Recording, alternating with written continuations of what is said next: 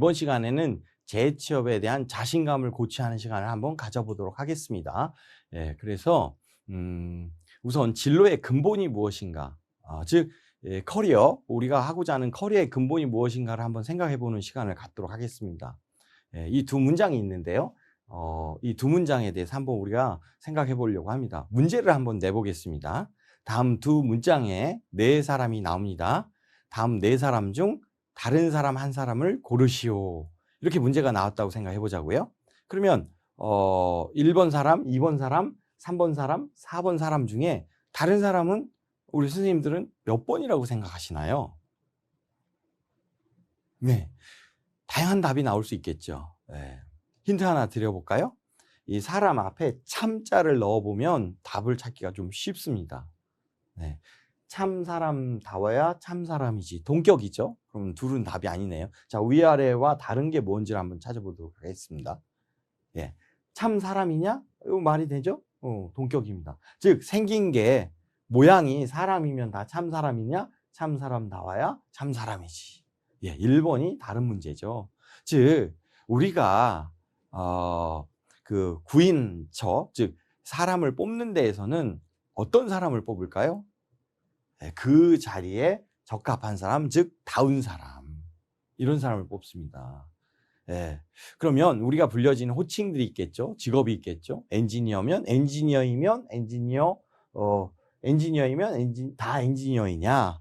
엔지니어 다워야 엔지니어이지. 지구이로 한번 넣어볼까요? 부장이면 다 부장이냐? 부장 다워야 부장이지.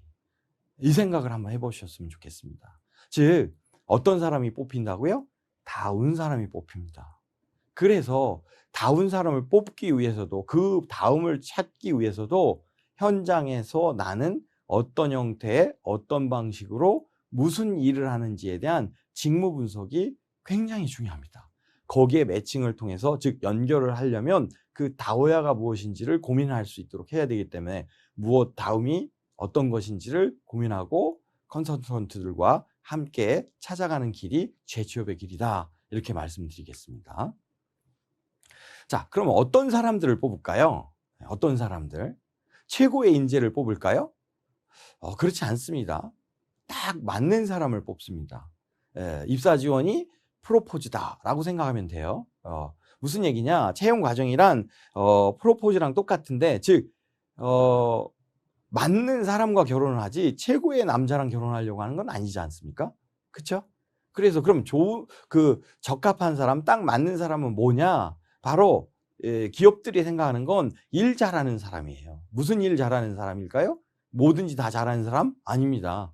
그 일을 잘하는 사람, 그리고 이왕이면 좋은 사람, 이걸 우리가 뭐라고 얘기하냐면 직무 적합성, 조직 적합성이라고 합니다. 즉 직무에 적합한 사람, 그리고 우리 조직에 적합한 사람, 그 공통점인 요 교집합, 요 부분이 재취업에 성공한다라고 볼 수 있습니다. 쉬운 말로 일 잘하고 좋은 사람. 그러면 일 잘한다는 건 뭐라고 얘기했었죠? 그 일을 잘할 사람.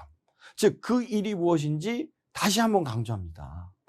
취업의 핵심, 그 일이 무엇인지를 모르고 우리가 적합하다고 주장할 수가 없어요. 그래서 다시 돌아가서 첫 시간에 말씀드린 만나라, 또 만나라, 그래도 만나라, 그럼함에도 불구하고 만나라. 만나야 직무 내용을 알고 그 직무 내용을 내가 지난 20년 동안 이렇게 해왔다, 난 이런 것들을 할 수 있다, 이런 방식으로 일하겠다, 그래서 이렇게 공헌하겠다, 이렇게 기여하겠다 주장할 수 있는 겁니다. 자, 그러면 직무적 합성은 이제 이해가 가셨죠? 조직적 합성은 무엇일까요? 조직적 합성을 그 기업이 추구하는 어떤 설립한 인재상이라든가 이런 것들로 오해하시는 분들이 계신데요. 그게 아닙니다. 직무를 임함에 있어서 만날 수밖에 없는 사람들이 바로 조직적 합성이라고 보시면 됩니다. 예를 들어 볼까요? 격리회계사무원이라는 직무가 있다고 쳐요. 그럼 그 격리회계사무원이 만나는 사람들은 대체로 그 회사의 그 상품을 판매하는 구매 고객이 아니라 그 원자재를 제공하는 협력 업체일 수도 있고요, 내부 직원일 수도 있고요, 그다음에 격리부서에서 자금을 집행하는 여러 이 부서의 담당 서무들일 수도 있고요, 이렇습니다. 즉 누구에게 좋은 사람이어야 돼요? 바로 직무를 임함에 있어서 그 직무를 제공하거나 직무를 수행하는 데 있어서 만날 수밖에 없는 사람들에게 좋은 사람입니다. 예를 들면 아까 말씀드린 격리회계사무는 굉장히 책임감 있고 계획성 있고 꼼꼼하고 철저해야 됩니다. 맞죠? 그렇게 책임감 있고 굉장히 계획성이 있고 꼼꼼하고 철저한 분들, 이게 장점인 분들은 어떤 사람들에게 부담을 느낄까요? 계획적이지 못하고 꼼꼼하지 못하고 그다음에 그래서 즉흥적이고 그다음에 무계획적인 사람들, 이런 사람들의 직무 스타일을 하다 보면 서로가 힘들어지겠죠. 근데 내 직무를 제공해야 돼요, 그분들에게. 그러니까 무슨 마인드가 필요하겠어요? 그분들에게 꼼꼼한 걸 요구한다기보다는 반대로 그분들에게는 어때요? 내 꼼꼼함을 가지고 고객 마인드로 접근을 하셔야 됩니다. 그들에게까지 꼼꼼함을 가지고 요구하고 이렇게 하다 보면 어때요? 아, 저 사람 도대체 누가 뽑은 거야? 미쳐버린다니까? 이런 표현들을 하게 됩니다. 그래서 조직에 적합한 스타일이 있고 직무에 적합한 스타일이 있습니다. 이게 일관된 분들도 있을 수 있고 그렇게 일관된 직무가 있을 수도 있지만 대부분은 그렇지 않습니다. 예를 들어서 용접을 하는 데 있어서 전문 용접을 하는 데 있어서 이 용접이란 직무상 필요한 이 능력이 있고 그런 스타일이 있지만 그 용접을 제공해서 또 만나야 되는 사람들, 뭐 예를 들어서 간부급이라면 용접을 직접 하지 않고 용접공들을 관리해야 되겠죠. 그러니까 조직에서는 또 거기에 맞는 리더십이 필요한다거나 릴레이션십이나 커뮤니케이션 능력이 필요합니다. 그래서 직무 적합성과 조직 적합성은 다를 수 있다는 거, 이걸 명심해 주셨으면 좋겠습니다. 기업은 최고의 사람을 뽑지 않습니다. 가장 적합한 사람을 뽑습니다. 우리가 결혼할 때도 마찬가지죠. 최고의 배우자를 찾는 게 아니라 나랑 딱 맞는 배우자를 찾는 것처럼 주장에 놓은 것도 마찬가지입니다. 면접을 보든 서류 전형을 하든 내가 그 일자리에 일하기에 가장 적합한 사람입니다. 이러이러한 직무 능력과 직무 스타일이 있습니다. 그리고 직무를 제공받는 조직에게, 그 만나는 사람들에게 이런 스타일로 서비스할 수 있는 고객 마인드가 있다, 이렇게 주장하셔야 됩니다. 그것이 채용의 핵심 노하우 중에 두 번째 노하우라고 할 수 있습니다. 자, 보이는 것이 전부가 아닙니다. 한번 생각을 해보았으면 좋겠습니다. 미끄럼틀이에요. 미끄럼틀인데 미끄럼틀에다가 구슬을 굴릴 겁니다. 근데 우리가 생각하는 미끄럼틀을 상식적으로 이 꼭대기에서 밑으로 구슬을 굴리는 게 아니라 밑에다 놓고 구슬을 놓으면 어떻게 될까요? 당연히 뭐 가만히 있거나 밑으로 떨어지겠죠. 그렇죠? 그런데 희한한 일이 벌어집니다. 한번 동영상을 한번 보고 다시 이야기해 보도록 하겠습니다.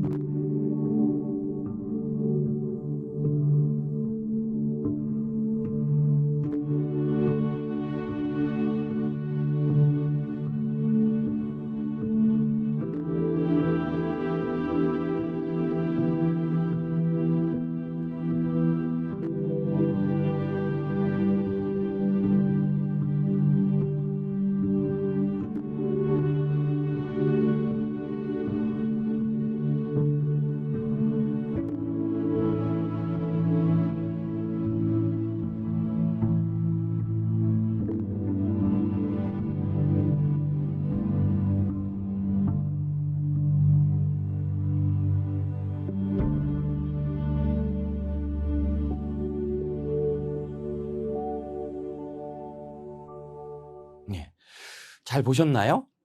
우리가 보는 정면에서 봤을 때 미끄럼틀처럼 보였죠. 이걸 착시라고 합니다.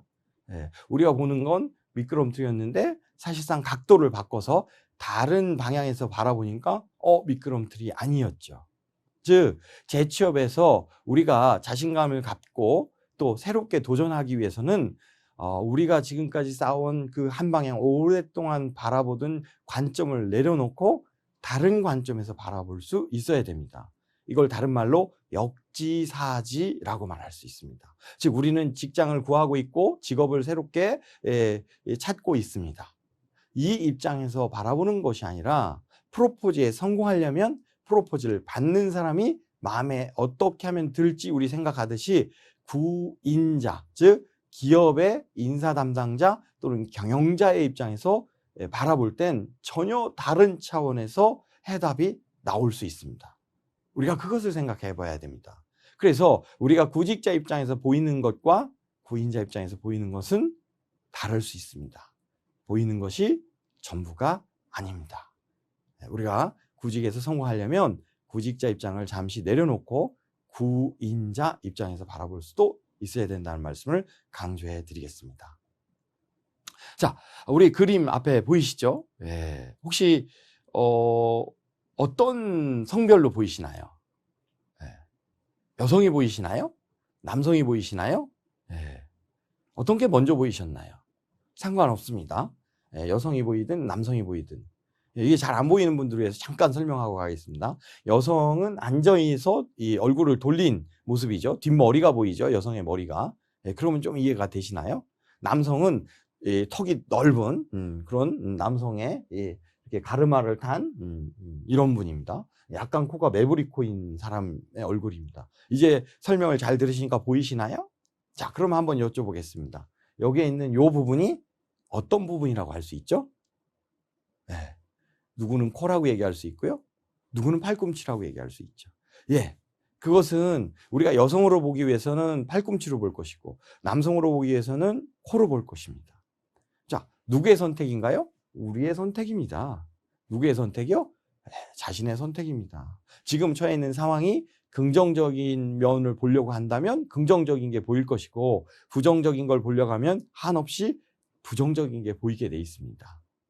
그것은 우리의 선택입니다. 이것을 팔꿈치로 볼 것인지 코로 볼 것인지 나의 미래가 긍정적으로 희망이 있을지 아니면 불안할지는 우리의 선택입니다. 우리가 그 징후를 어떻게 판단하느냐, 그 상황을 어떻게 판단하느냐는 우리의 선택에 달려있다. 이 말씀을 통해서 조금 선생님들을 위로하고 싶습니다. 자, 화살표가 보이시나요? 네. 화살표가 검은색 화살표가 먼저 보이셨나요? 아니면 흰색 화살표가 먼저 보이셨나요? 예, 우리는 진화심리학이라는 차원에서 바라보면 검은색 화살표가 먼저 보이게 돼 있습니다. 왜요? 우리는 앞에 당면한 리스크, 즉 위험성이나 이런 것들을 아주 긴밀하게 감지하기 위해서 어두운 면, 안 좋은 면, 내게 위협이 있는 면, 어두운 면을 먼저 보이게 돼 있습니다. 근데 제가 이렇게 말씀드리니까 흰색 화살표도 보이시겠네요. 예, 엄밀히 말하면 화살표가 아니죠. 예, 검은색 화살표가 겹쳐 있다 보니까 흰색 화살표가 보이는 겁니다. 그렇지만 그 흰색 화살표가 발견되고 나면 보려고 하면 보이죠. 자, 검은색 화살표를 볼까요? 자, 다시 흰색 화살표를 볼까요?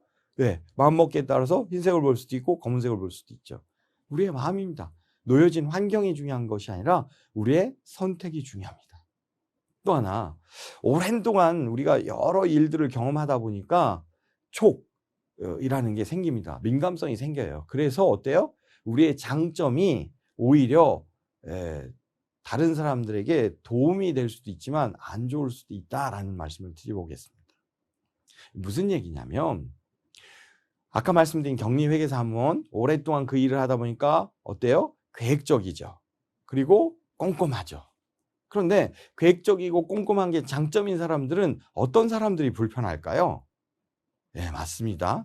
계획적이지 않고 꼼꼼하지도 않은 사람들이 불편합니다. 그게 장점이니까 우리는 수월합니다. 그런데 그게 장점이 아닌 사람들은 노력을 요합니다. 그러니까 요구하게 되죠. 왜 이거밖에 못하느냐? 이렇게 요구하는 순간 사실은 부담감을 가지고 상대는 어려워하게 돼 있습니다. 즉 무언가 우리가 눈에 들어오는 건 그것이 그들이 못해서일 수도 있습니다만 반대로 내가 그걸 잘하기 때문에 완성되지 못한 모습이 보일 수도 있다. 특히 고경력자인 우리 장년층에서는 그런 것들을 많이 경험할 수 있습니다. 재취업에서 힘들어지는 경우가 바로 이런 케이스라고 말씀드릴 수 있습니다. 그래서 왜 못하느냐라고 하기보다는 우리가 그 노하우를 전수해주고 우리가 제공해줌으로 인해서 아, 저분은 정말 훌륭하신 분이야 이렇게 들을 수도 있지만 아, 도대체 저분 때문에 내가 피곤해 못 살겠어 이렇게 들을 수도 있습니다. 장점은 좋은 건가요? 나쁜 건가요? 장점을 상대에게 요구하면 가혹한 점이 될 수 있습니다. 장점을 내가 상대에게 보완해주면 그건 너무나 인자하고 인품이 있으시고 정말 능력 있으신 걸로 승화될 수 있습니다. 우리의 선택에 달려 있습니다. 우리는 지난 오랜 기간 동안 직무에 이게 헌신하면서 많은 노하우들을 쌓아 있습니다. 그것들을 제공할 수 있는 기회를 얻으셔야지 그것들을 요구할 수 있는 기회를 찾지 않으셨으면 좋겠습니다. 자, 그 다음에 또 하나 보도록 하겠습니다. 자, 가면이 있는데 웃고 있나요? 행복해 보이시죠? 그런데 이 가면을 반대편에서 볼 때는 어떤지 아세요? 반대편을 볼 수가 없기 때문에 제가 이 그림을 돌려보겠습니다. 이렇게 돌리면 어때요? 아까랑 달라 보이시죠? 다시 한번 볼까요? 웃고 있고 행복해 보이는데 어때요? 반대편에서 볼 땐 우울해 보입니다. 슬퍼 보입니다. 진짜 배려가 뭔지 아세요? 나의 기쁨과 행복을 느끼되 그것 때문에 다른 사람들이 슬퍼할 수도 있다라는 마음을 갖는 것. 이게 배려입니다. 우리가 오랫동안 경력을 가지고 있기 때문에 우리는 잘 보일 수 있습니다. 대안을 찾을 수 있습니다. 해결할 수 있습니다. 그런데 우리가 재취업하고 나서 우리의 강점 때문에 누군가가 힘들어질 수 있습니다. 강점은 제공하는 겁니다. 요구하는 게 아니라는 것 명심해 주셨으면 좋겠습니다. 자, 어떻게 보이시나요? 당혹스럽게 보이실 수 있죠? 우리가 재취업을 함에 있어서 자신감을 갖기 위해서는 뭘 버려야 되는지 아십니까? 바로 편견, 선입견, 고정관념. 따라해 보실래요? 편견, 선입견, 고정관념. 이 세 가지를 내려놓으실 때 재취업에 성공하고 또 재취업했어도 오랫동안 그 자리를 유지하고 기여할 수 있습니다. 모습이 섬뜩하게 보일 수 있지만 빨간색을 빼보겠습니다. 우리의 필터를 빼보는 순간 이야기가 달라집니다. 어떠세요? 이야기가 달라지죠? 아마 갯벌 체험을 갔나 봐요. 남매인지 어떤지 친구인지 모르겠지만 갯벌 체험 가서 막 놀다가 앞에 넘어지는 친구를 딱 잡은 거죠. 잡았는데 넘어졌습니다. 그런데 어때요? 필터가 잘못돼 있으면, 즉 내 삶에 어떤 왜곡된 경험이 있으면 가혹한 모습, 끔찍한 모습을 보일 수도 있습니다. 이것은 이 장면, 사실이 중요한 게 아니라 내가 보는 관점, 즉 선입견, 편견, 고정관념에 문제가 없는지 한번 생각해 보셨으면 좋겠습니다. 네, 우리 그 편의점에서 이렇게 다양한 캔 음료들을 이렇게 자주 보죠. 저도 많이 이렇게 캔 음료들을 보고 또 가끔 마실 때도 있습니다. 근데 우리 한번 생각해 볼 일이 있어서 요 캔, 강의 촬영하기 전에 제가 캔을 하나 사왔습니다. 그래서 요 캔을 요 앞에다 이렇게 놓고 한번 이야기를 해보려고 합니다. 우리가 자주 이렇게 접한 이 캔에 혹시 우리 강의를 듣는 선생님들께서는 이 캔의 높이와 둘레를 재보신 적이 있나요? 재볼 일이 별로 없겠죠, 사실상. 우리 한번 생각해 봤으면 좋겠습니다. 이 캔의 높이와 둘레, 어느 게 더 길까요? 세 가지 중에 하나입니다. 한번 생각해 보세요. 높이가 길다, 둘레가 길다, 같다. 자, 우리 이런 것들 잘 모를 때는 어떤 격언이 있죠? 길고 짧은 건 어떻게 봐야 된다고요? 예, 맞습니다. 재봐야 한다. 뭐라고요? 길고 짧은 건 재봐야 한다. 자, 한번 직접적으로 재보도록 하겠습니다. 제가 이렇게 종이를 띠지를 가져왔습니다. 자, 이제 높이부터 한번 재보도록 하겠습니다. 제가 들어서 재보도록 하겠습니다. 이렇게 딱 꺾었습니다. 꺾어서 쟀고요. 그래서 이렇게 높이를 이렇게 쟀습니다. 이걸 찢어버릴게요. 아예 이렇게 찢어버리고 이게 맞죠? 높이입니다. 정확하게 높이입니다. 자, 그 다음에 둘레를 재보도록 하겠습니다. 그래서 요거는 제가 여기에 가지고 있고 둘레를 이렇게 재보도록 하겠습니다. 촬영상 쉽진 않은데 딱 둘레입니다. 요게 둘레입니다. 이렇게 해서 이게 둘레거든요. 이렇게 다시 한번 보여드리겠습니다. 둘레 맞죠? 딱. 자, 이게 높이, 이게 둘레입니다. 와, 어때요? 우리가 편의점에서 자주 접하는 이 캔 음료의 높이보다 둘레가 훨씬 더 길다는 사실을 알 수 있습니다. 그렇죠? 보기에는 훨씬 길어 보이지만 실제 재보면 길고 짧은 건 재봐야 한다고 했죠? 재보니까 다릅니다. 자, 우리 한번 이 앞에 자막이 나올 텐데 우리 소리내서 이왕이면 소리내서 한번 읽어보도록 하겠습니다. 자, 시작.